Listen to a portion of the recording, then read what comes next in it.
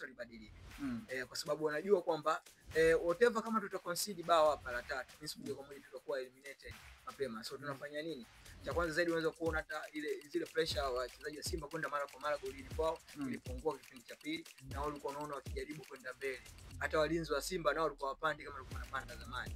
Kwa hiyo nao walikuwa wanajaribu kwenda kufanya attempt kadhaa, lakini juhudi kwao kikosi cha Simba kilikuwa kipo imara namna ambavyo kuzuia. Lakini kusema kweli tumekosa raza sana mchezo kwa sababu uwanja ulikuwa katika mazingira mazuri.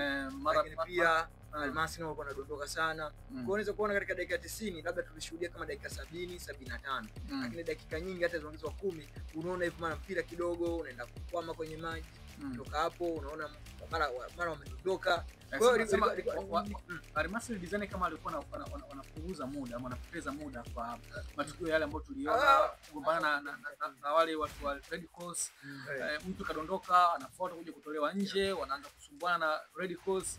Baada ya hapo mtu anadondoka bila sababu ya msingi yote, kupoteza muda mara baada ya kuwa nyuma kwa mabao mawili. Tena mtu akidondoka akienda nje ananyanyuka haraka, ananyanyuka. So anakuja kwa Red Cross. Kwa kikubwa ambacho kwa kinafanyika ni mind game. So ni mind game ambayo inaonyeshwa na wachezaji wa Almasi pamoja na benchi la ufundi.